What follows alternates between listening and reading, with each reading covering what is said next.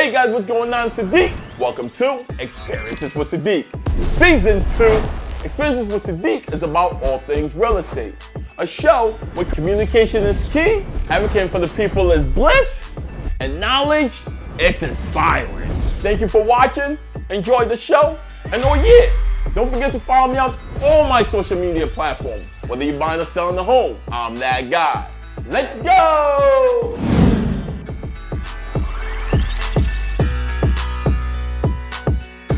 Hey, what's going on, guys? Your man Sadiq. Welcome to Experiences with Sadiq.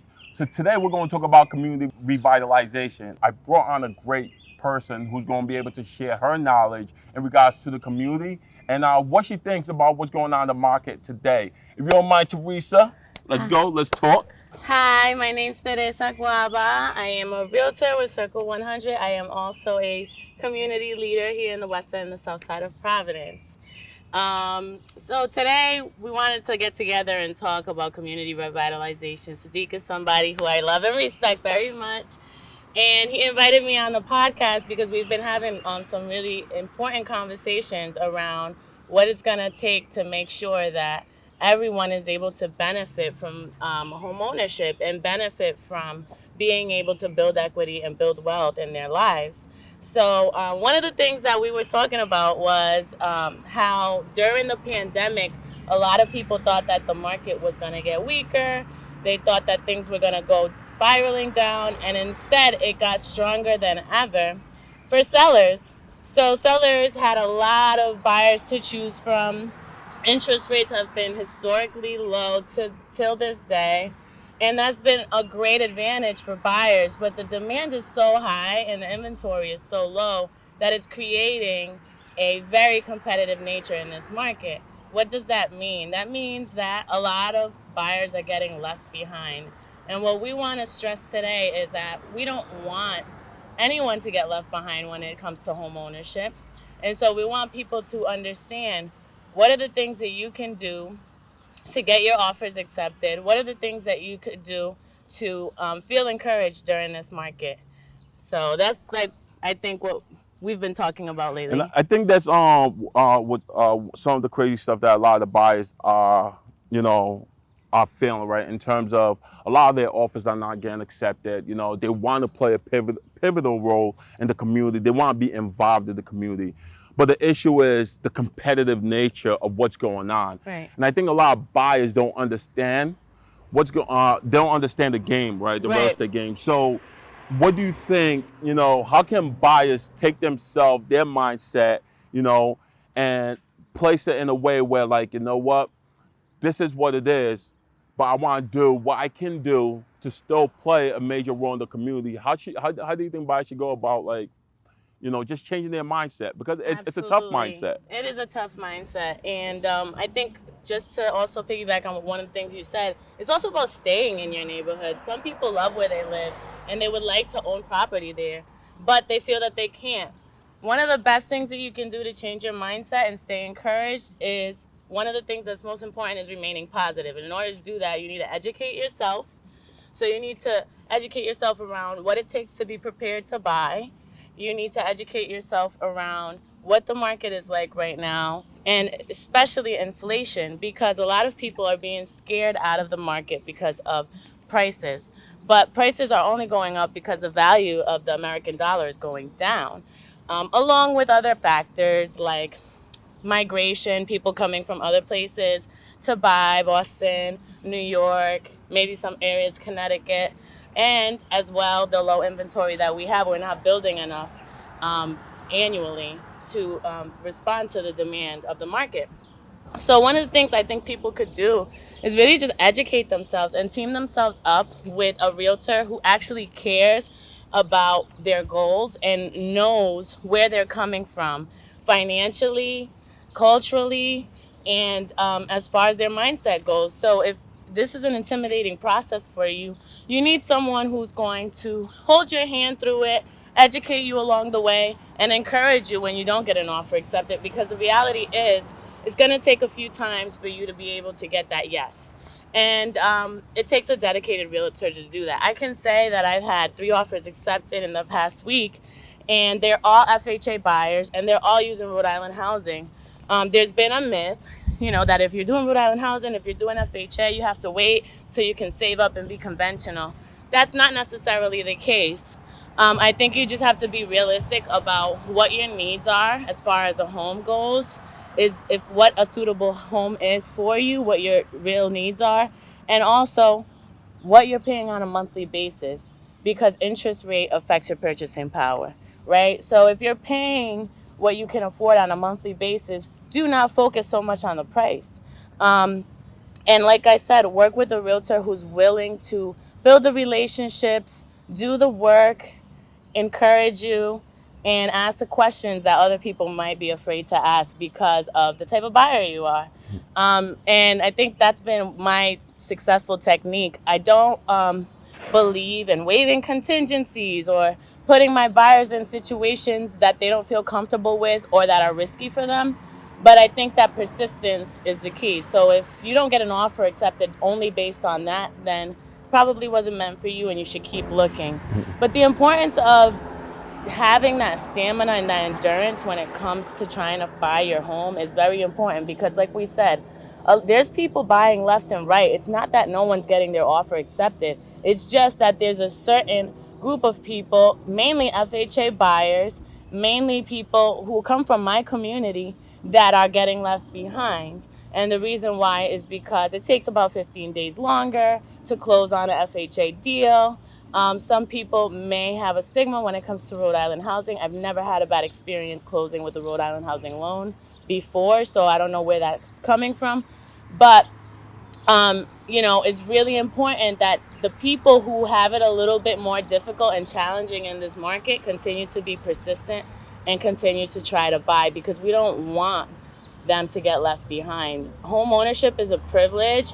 Home ownership is becoming a commodity, and it's really a privilege and it's a right for people who work hard and save their money and have goals and a vision for themselves. So what we want is to make sure that everyone's having the opportunity to own property, to feel like they have stable housing, to feel like they have secure housing, and to build equity and be able to, in the future, make money off of that property just like everyone else. So you mentioned, Teresa, you mentioned about migration, and you mentioned about outside, out-of-staters coming Yes. into our community and buying a lot of these properties Yes. and pushing a lot of our potential clients out of the way, right? Because Right. obviously they don't have the same leverage that Right. a lot of these individuals have, right?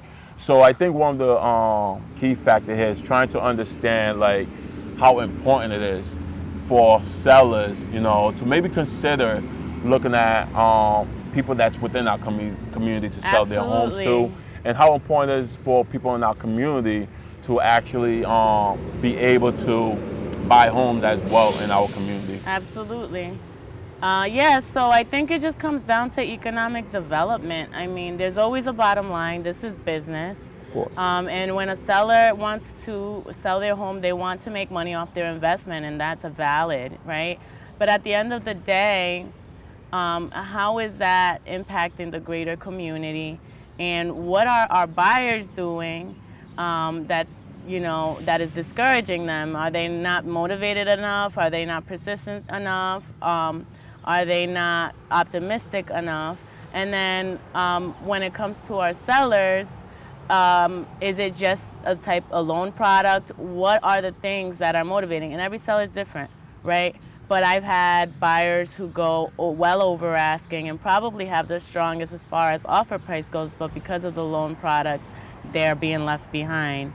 And so what we want is to make sure that the money that is here stays here, and that if someone's buying from out of state, we understand, and our political leaders know this too, that money is not staying here. So what is that going to do for the city overall, for the state overall? It's not a good look. So what we want to do is, like, Rhode Island Housing is doing the down payment assistance program. They're going to be rolling out another program soon. And so, like, these are things that are going to help people and encourage people to buy.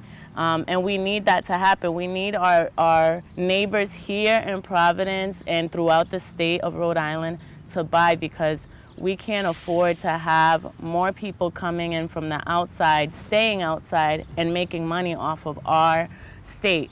And then that money's not being put back into our communities, so there's no investment. So we just need to be aware of those things, and I think it really comes down to economic development. If you're a local buyer and you want to stay in Providence or you want to stay in Rhode Island, don't lose sight of how important it is for you to stay here and for you to buy here, so that you can keep money in our state. If you're an out-of-state buyer, well, I can't tell you not to come and buy here, but I can say that make sure you reinvest back into this state. We don't need any more out-of-town people coming in and buying and then keeping the money in wherever they're coming from, whether it's like New York or Boston or Chicago or wherever they're coming from. So I think that it's just important for our buyers and our local sellers to understand that we also need to keep money within our community. And that's just something that everyone should be aware of. Because if as goes the city, goes the state. And if we don't have people that are local having the opportunity to have that security, that economic security to spend money here and to stay here, then we're going to continue to add to this housing crisis that we're in currently. Because it is, people are not being able to rent. People are not being able to buy locally, and that's going to have an impact on the way we live and our quality of life and what we see when we walk down the street. I think one of the another important factor too is that it's a seller's market, right? So the sellers, their main focus is getting the best deal possible for their home, which is valid. Which is a valid point. Like as a homeowner, you want to get the best deal for your home, regardless of the situation, and there's nothing wrong with that.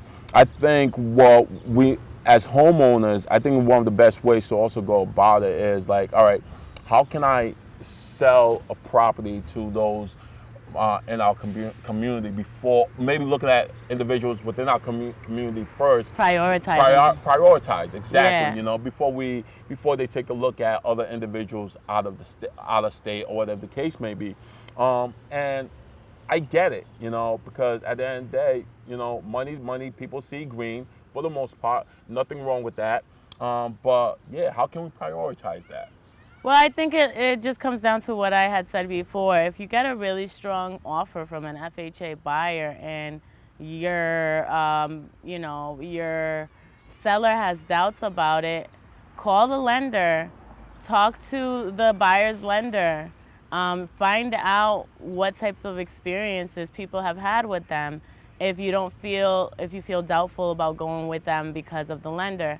I think that a lot of people have just started to make it a best practice to say, don't go with an FHA, go with a conventional, when there's no really logic behind that unless there are specific factors that are pushing you to do that. So if you know you need to close in 30 days and not 45, I get it.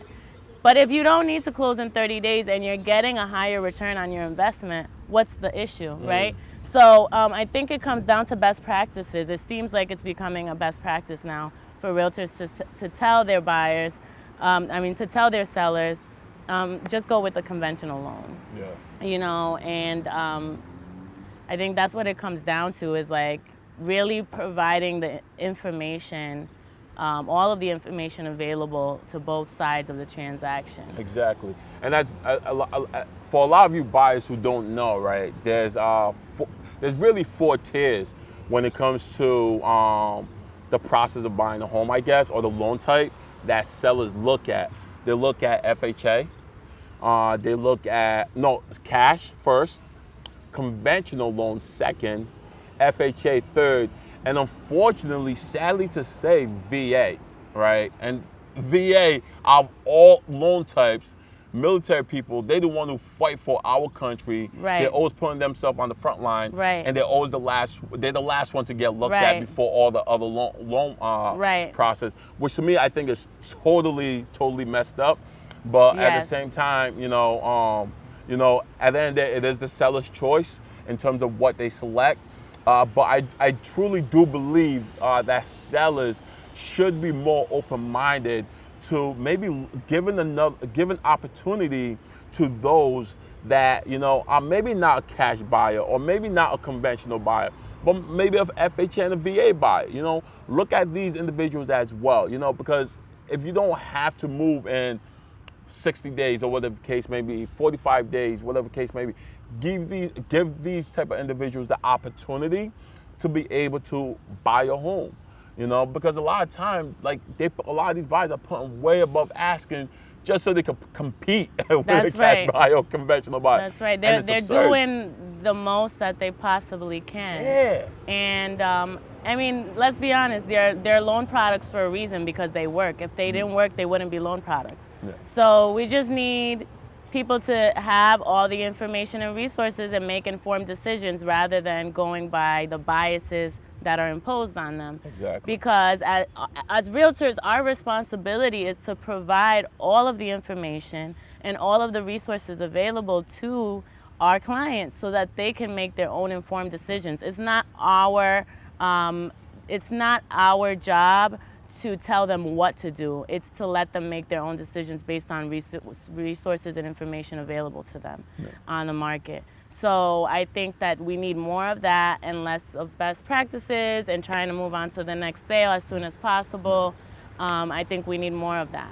Yeah, and I think if we have that, I think our sellers will be more prone to open up and do business with other potential buyers. Because a lot of times, I really do feel like the listing agent also plays a fault at the situation, right? Yes. Listing agent maybe want to try to convince their sellers, or maybe go with this agent because maybe they have there's ties there, Could be. Or potentially, or maybe because this deal looks good overall. Who knows? So there's different factors, but I think at the end of the day, if a lot of sellers, if they're more conscious in regards to the way they go about selecting their offer, I think it'll give opportunities to a lot more other buyers at the end of the day. Absolutely, it's all about. That's just my own perspective on it. Everybody's different, but that's just the way I look at it. Right. No, and everyone's perspective is valid, but it's true. It's like, how can you make a conscious decision if you don't know all of the information at hand? Exactly. You can't. So you have to have someone that's willing to give you that, and that's prioritizing your autonomy and your ability to make decisions on your own behalf, your self-determination, over how fast they need to close on a deal to get to the next thing. Or how fast they need to close on a deal to feel like they're not going to lose it and it's not going to fall apart. Exactly. Because that's really what it comes down to. And I hope my honesty isn't, Listen. But I got to keep it real, and I have to tell the truth. And so this is not just about people making money. It's about the economic strength and development of our city and state. And where are we going to end up? Because at the end of the day, we can be doing well, and other people can be doing not so well, but it's going to catch up to all of us. Exactly. Right? So that's what we need to keep in mind, and it's getting to a point where it's becoming more and more evident, because people are looking for rentals they can't find and ending up without a home. People are looking to buy homes and they're ending up having to move from place to place because rents are rising. So we can't have that continue to happen. No. It's just not healthy overall. It's definitely not. Having a strong community at the end of the day, and just trying to revitalize the community, just so we can have a structure, a stronger economic structure overall. It'll make our state better overall. And I just think that that's something that we need right now, is a stronger community base. Right. People to be more involved in regards to how they do business with those within our community, whether they're on the buying side or the listing side. Let's tune into that some more. And I think that's something that's missing. That's something that we need right now, is for those individuals, whether you're listing or whether you're buying. If you're listing, try to maybe sell to people within our community. If you're buying a home, and you live in the community, buy within that community that you live in, if you can. If not, and you want to grow, there's There's outside community that you can also purchase to. But no matter what, this is a state that we're just looking for to grow, you know, and for other people to have opportunities. Absolutely. And you see a lot of people, they buy homes, right, for the first time, and then they're able to buy a second home. It really depends on their vision for their lives and their level of ambition. Some people have one home and that's their forever home, and that's fine. But imagine we could have people buying properties, getting versed in real estate, and becoming local community developers. Exactly. And we've had conversations with other people that we admire and may want to work with in the future about this. But it's really important to build that education into our community, because that is what true equity is when people have the same level of access to resources, information, and education so that they can do better for themselves. It's not, Teresa's my realtor and she's gonna tell me what to do. No, I'm gonna tell you what you can do and you're gonna decide for yourself. Whew. Damn, I couldn't even say that any better. Oh my gosh. You know why I call that? Bag drop. But anyways, Teresa, if you don't mind, talk to the people, let the people know how they can get a hold of you. I truly believe you provide some great information, some great insight, you know. So for those that's looking to get a hold of you, talk to you, and, you know, pick out your brains, how should they get a hold of you? Yeah, so Teresa Guaba, Circle 100 Real Estate Brokerage. My phone number is 401-419-5535. And my email is Teresa, TERESA, GUAB as in boy A, at circle100.com. And you can also find me on Instagram or Facebook, Teresa Guaba. And you guys know it's your man Sadiq from Experiences with Sadiq, where communication is key, advocating for the people's bliss and knowledge is inspiring. Until next time, I'll catch you guys. Love you guys. Be good. I love it. That was great.